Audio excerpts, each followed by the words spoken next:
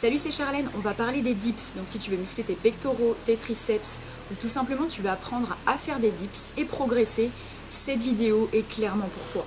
On va aller dans l'ordre et on va voir ce qu'est un dips. Ensuite, on verra sa qualité d'exécution, les erreurs à ne pas faire, les exercices pour y arriver, et on finira par les exercices de progression. Et si tu ne me connais pas encore, je suis coach sportif diplômé et je crée du contenu pour que tu puisses développer des capacités physiques et mentales dans le sport.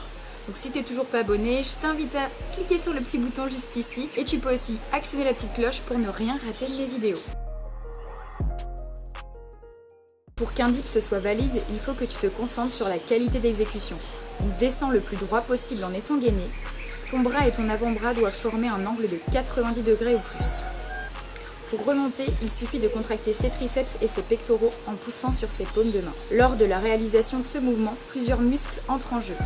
Les trois faisceaux du triceps, le deltoïde antérieur, celui qui se situe sur l'avant de l'épaule, le grand pectoral et il y a aussi le transverse, le muscle le plus profond des abdominaux. Et bien évidemment, ce mouvement peut te demander une certaine souplesse si tu veux descendre un peu plus bas que 90 degrés. Je t'invite à faire des petits étirements pour améliorer ta souplesse d'épaule. Les bras en arrière, éloigne tes fesses le plus loin possible en gardant les bras tendus. Tu peux aussi t'aider d'un bâton et le tirer vers l'arrière. En fonction de ta position, tu peux décider d'accentuer l'intensité sur tes pecs ou sur tes triceps. Si tu te places légèrement en avant et que tu t'arrêtes un tout petit peu avant la fin du mouvement, alors là tu accentueras l'intensité dans les pecs.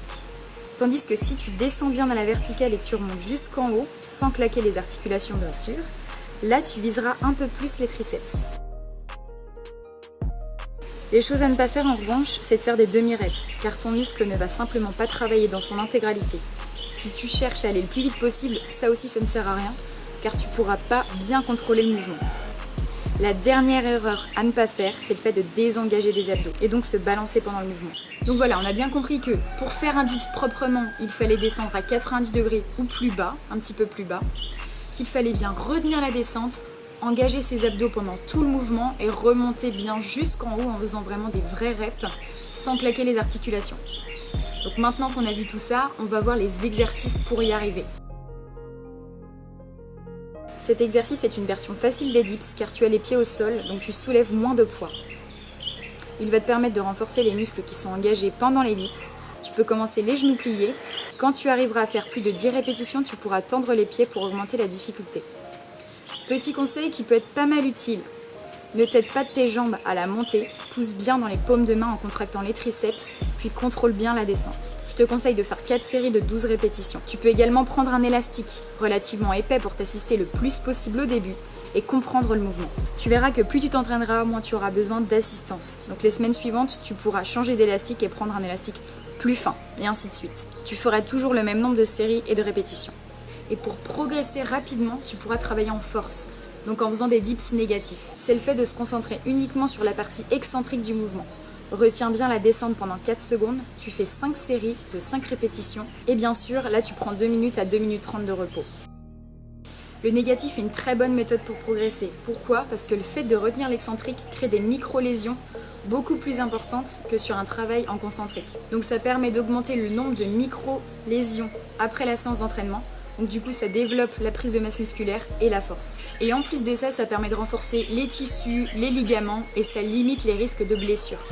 Donc tu comprends bien pourquoi c'est hyper important que tu intègres du négatif dans tes séances d'entraînement. Si tu t'entraînes régulièrement, donc 2 à 3 fois par semaine, il n'y a pas de raison que tu n'aies pas de résultat et tu vas progresser, c'est certain.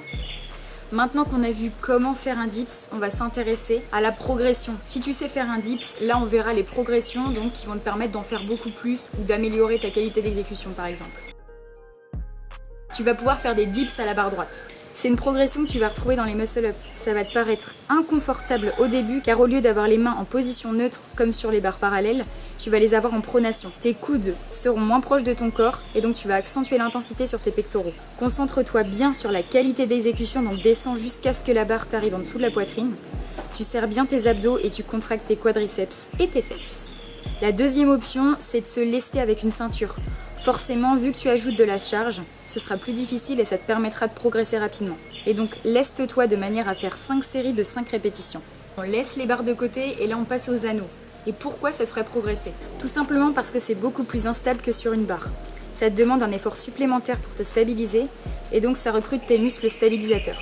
Donc avant de faire des dips avec les anneaux, il faudra déjà que tu restes en position haute et que tu te stabilises le plus longtemps possible.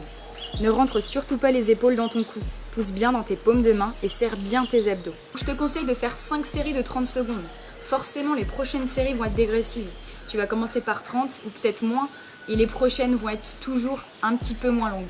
Et après, une fois que tu te mettras en position haute et que tu verras que ça te demande de moins en moins d'efforts de rester dans cette position, là tu pourras commencer à travailler sur les dips aux anneaux. Voilà, c'est la fin de cette vidéo, merci d'avoir regardé jusqu'au bout. En tout cas, j'espère que tu as appris des choses et si c'est le cas, je t'invite à mettre un gros pouce vers le haut, ça me ferait vraiment plaisir. Si tu t'entraînes vraiment 2 à 3 fois par semaine, il n'y a pas de raison que tu n'y arrives pas. Tu vas réussir à faire tes premiers dips et après tu pourras passer sur les exercices de progression et pouvoir en faire plus. N'hésite pas à me dire dans les commentaires en combien de temps tu as eu tes dips. Moi, je te souhaite bon courage pour les entraînements. Je te souhaite une super belle journée et on se retrouve dans une prochaine vidéo. Ciao!